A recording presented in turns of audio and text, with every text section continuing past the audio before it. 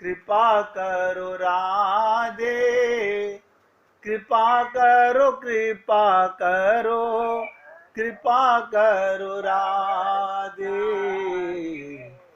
कृपा करो, कृपा करो, कृपा करो राधे, कृपा करो, कृपा करो, कृपा करो राधे, कृपा का ही तन तोरा, कृपा का ही तन तोरा, कृपा करो राधे, कृपा करो, कृपा करो, कृपा करो राधे, कृपा करो, कृपा करो, कृपा करो राधे, कृपा करो, कृपा करो, कृपा करो राधे।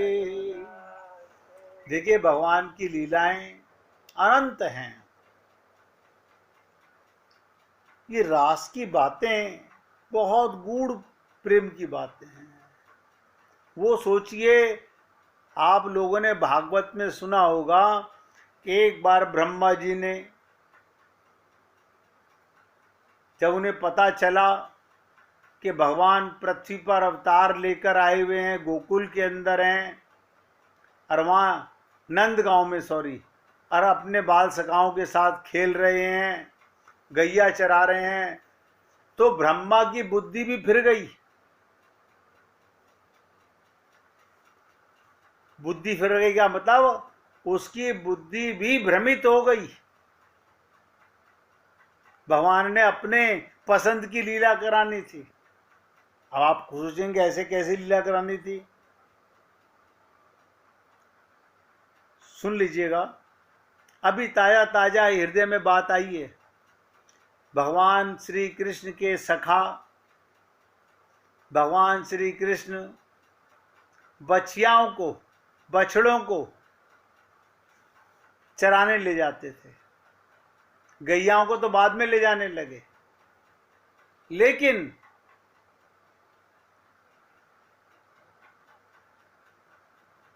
भगवान जिन बछड़ों को, बछियाओं को, जिन ग्वाल वालों को, सखाओं को साथ में लीला करते थे, और जब वो घर जाते थे तो अपनी माँ से भगवान की लीलाएं सुनाते थे। आज कन्हैया ने हमारे साथ ये किया, आज कन्हैया ने हमारे साथ ये किया। अब आप सोचोगे कि व्यक्ति पुरुष शरीर में तो सुना देगा माँ को जाकर के, गैया का बछड़ा कैसे सुनाएगा? उस प्रेम की पराकाष्ठा को वो माँ गैया समझ सकती थी, आप और हम लोग नहीं समझ सकते। क्या मतलब? वो बछड़ा जो कृष्ण से मिलने से पहले जब दूध पीने जाता था तो उसके स्तनों में जाते ही चिपट जाता था, व्याकुल हो जाता था भूख प्यास में।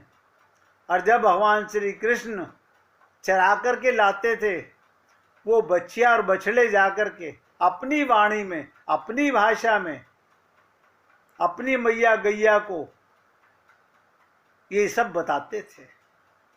उनको अब वो दुग्ध पान करने की इतनी इच्छा नहीं होती थी। भगवान का ध्यान करते करते रोने लगते थे। कभी मौका पड़ेगा तो गिरिराज जी की लीला सुनाऊंगा, जहां गैयाओं के साथ भी भगवान ने नृत्य किया। आप कैसे सोच सकते हो इन बातों को? तो ये ब्रह्मा जी की बुद्धि भगवान ने हरण कर ली, और ये लीला करवानी थी भगवान को। ब्रह्मा जी ने सारे बछड़े, गैया के बच्चे जितने भी थे उनको चुरा लिया, और ग्वाल वालों को भी चुरा लिया। भगवान चाहते थे ऐसा। अब आप सोचो भगवान ऐसा क्यों चाहते थे? भगवान इसलिए चाहते थे कि भगवान के साथ जो रोज उनके सखा थे वो जब अपनी माँ को जाकर बताते थे तो उनकी माँ रोती थी कि काश कभी हमारा भी कन्हैया पुत्र बनकर के आ पाएगा। वो गैया भी जब अपने बछड़े बच्चियों से सुनते थे तो वो भी सोचती थी क्या कभी कृष्ण हमारा दुग्ध पान कर पाएगा। अब आप हमारी बुद्धि काम नहीं कर सकती वहां पर। ये भगवान की लीलाएं थी, ब्रह्मा की हिम्मत नहीं थी चुराने की। भागवत में लिखा कुछ है, उसका अर्थ कुछ है। ब्रह्मा से तो भगवान ने लीला कराई और कामयाब हुए, उसने चुराया। और देखो भगवान क्या कर रहे हैं, सारे बछड़े बच्चियां खुद बन गए, सारे ग्वाल वाल खुद बन गए। अब आप बताइए, नंद गांव में हर घर में जहां के सखा आते थे सब जगह भगवान पहुंच गए। उससे पहले सारी गोपियां भगवान श्री कृष्ण को मिलने नंद महल में जाती थी। जब से बछड़ों का हरण हुआ, ग्वालों का हरण हुआ, किसी ने भी नंद महल में जाना बंद कर दिया। क्यों? क्योंकि परमात्मा बछड़ा बनकर, बच्चिया बनकर उन गैयाओं का दुग्ध पान करने लगे। और स्वयं नारायण अपने सखा के रूप ढाल करके हर मैया के पास उनके घर में लीला करने लगे। आप लगाओ बुद्धि, कहां से लगाओगे? किसी को पता नहीं चला। ये तो एक बार यशोदा रोहिणी से कह रही थी,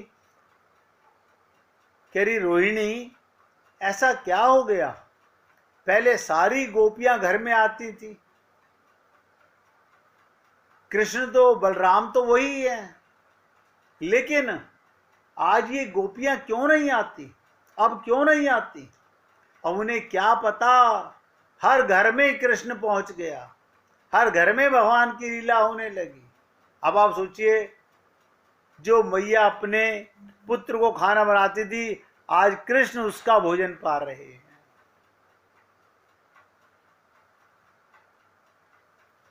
कितनी सौभाग्यशाली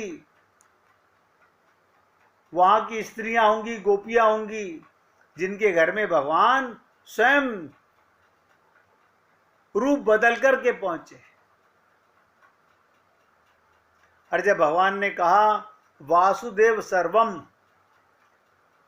और जब संतों ने कहा सिया राम में सब जग जानी, गोपियों ने कहा जित देखूं तित श्याम मई है, तब भी हमारी बुद्धि नहीं जागी।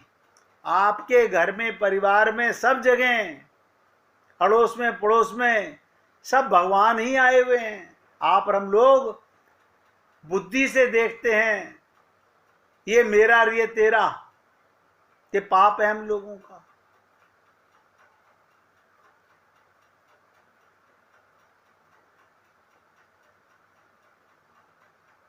इसलिए आत्म जागृति जिस दिन हमें होगी, उसी दिन भगवत प्राप्ति की चाहना पैदा हो जाएगी। अभी आत्म जागृति हुई नहीं है। सुनते हो, अच्छी बात है, लेकिन आत्म जागृति अभी नहीं हुई है। अभी तो मन में काया और माया का प्रभाव है। अभी मन में दुनियादारी भरी हुई है, मलिनता भरी हुई है। तो भगवत प्राप्ति कैसे होगी? अन्यथा इस देह में हरि मिलत है, सबको पता है। तो सोचो, जब भगवान ने घर घर में जाकर के ये लीलाएं की, तो वो गोपियां कितनी भाग्यशाली रही होंगी कि जिनके घर में बछड़े बछिया बनकर के भगवान गए, उनके बाल गोपाल बनकर के भगवान गए। किसी किसी गोपी के तो दो दो बेटे जाते थे भगवान श्री कृष्ण के सखा बनकर के, वो दो भगवान बनकर के आए। आप सोचिएगा, घर का वातावरण ही कैसा हो गया होगा। लेकिन हमारे पास ना तो विवेक है, ना हमारे पास समझ है, हम क्या समझेंगे? अभी हमारे पास विवेक नहीं है। जो बुद्धि है वो भ्रष्ट बुद्धि है, उसमें सब बातें आ नहीं सकती।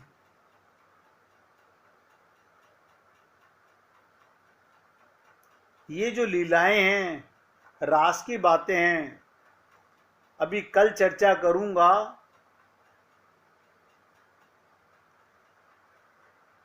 क्योंकि यहां पर जितने आप लोगों में से कोई सुन रहा है, उनमें से किसी ना किसी का ध्यान भटका, मेरे अंदर लीला आनी बंद हो गई। बहुत ध्यान से सुनिएगा, बता रहा हूं, आप ही लोगों में से किसी न किसी का ध्यान भटका। भटकते के साथ ही भगवान प्रसाद देना बंद कर देते हैं।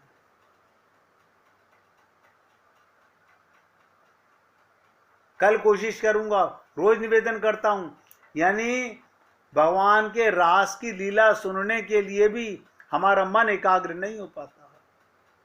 बताइए कहां से प्रभु प्रेम मिलेगा? बंगाल में अब एक लीला सुन लीजिए, और किसी को भजन सुनाना हो तो निकाल के रखिएगा, जिसको सुनाना हो निकाल के रखिएगा। एक बहुत अद्भुत घटना याद आती है।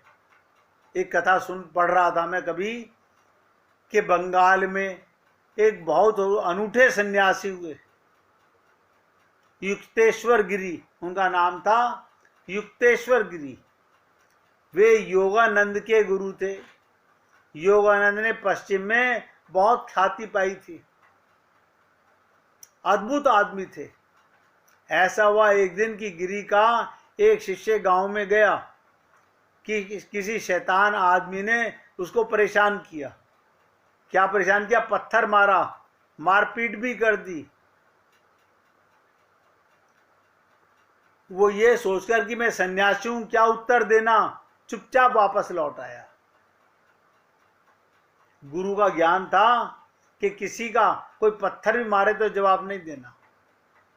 वापस लौट आया, और फिर उसने सोचा कि जो होने वाला है वो हुआ होगा, मैं क्यों कारण बीच में आऊं। तो वह अपने को संभाल लिया।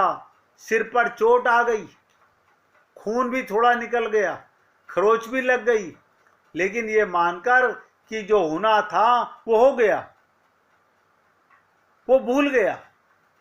जब वो वापस लौटा आश्रम में, कहीं से भिक्षा मांगकर, जो वो भूल ही चुका था अपमान को, चोट को, रास्ते में क्या हुआ, गिरी ने देखा, देखो ध्यान से सुनो, गिरी ने देखा उसके चेहरे पर चोट है। तो उन्होंने पूछा ये चोट कहाँ से लगी बेटा?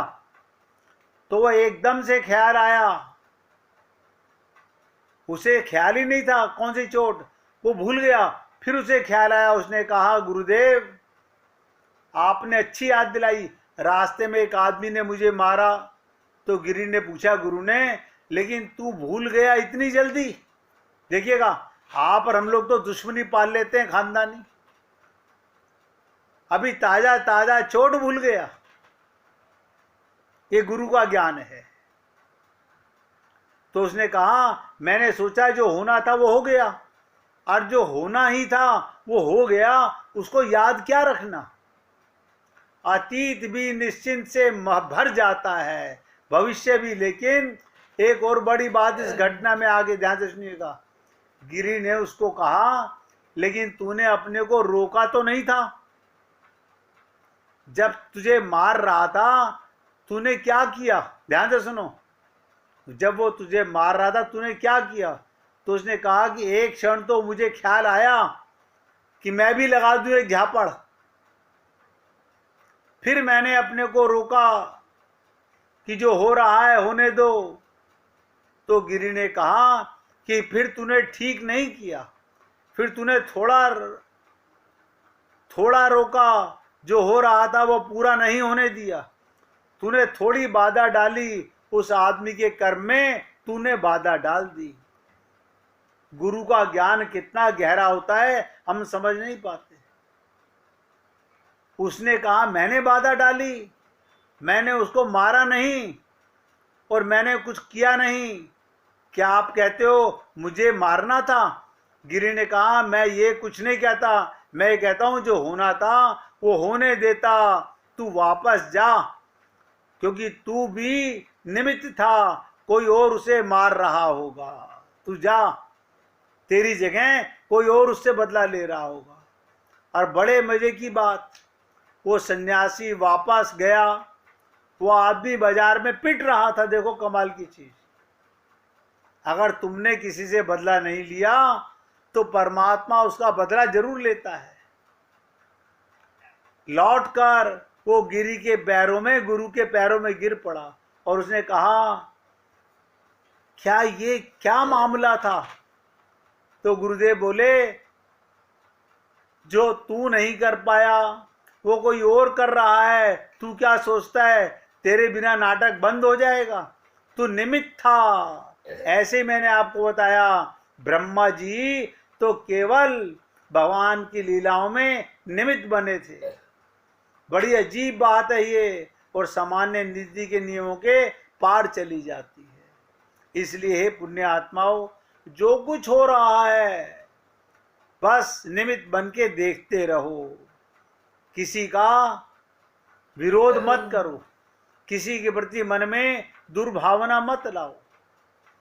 ये सोचो, जाई विधि राखे राम, ताई विधि रहियो, सीताराम सीताराम सीताराम कहियो।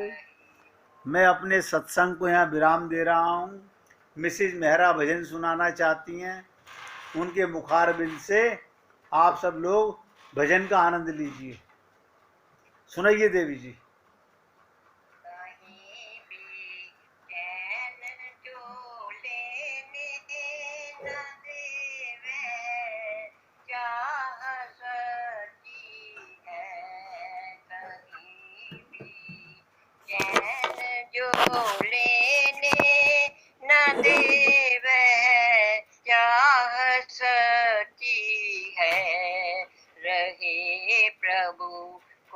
फिकर हरदम वही पर वाहती है, रहे प्रभु को फिकर हरदम वही पर वाहती है। कहीं भी चैन जो लेने न देवे चाह सकती है, उसी का हम असर समझे, कसर बिल्कुल न रह जाए, उसी का हम असर समझे, कसर बिल्कुल न रह जाए, विरह का दर्द भड़काती रहे वह आह सरी है, विरह का दर्द भड़काती रहे वह आह सरी है,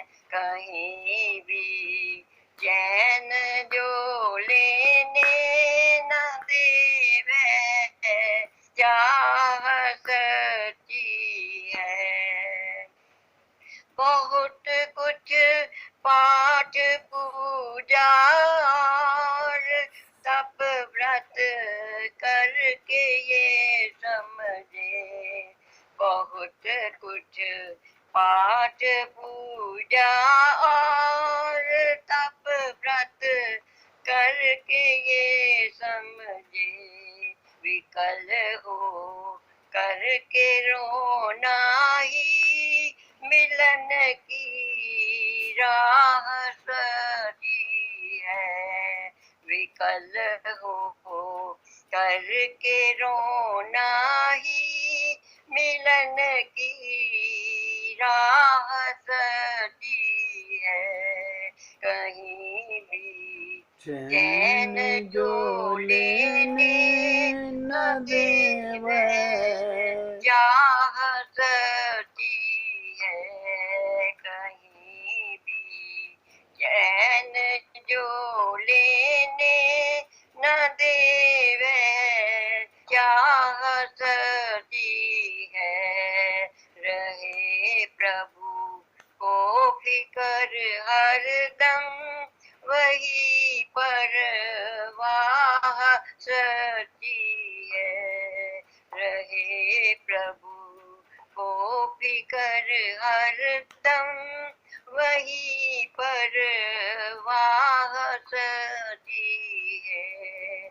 कहीं भी चैन जो लेने न देवे चाह सती है।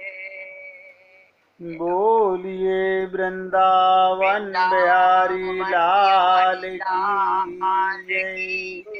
जय जय श्री राधे। जय जय श्री राधे। बोलिए लाल जी का मंगल हो, सभी भक्तों का मंगल हो। सबको राधे राधे जी, सबको राधे राधे जी। राधे राधे।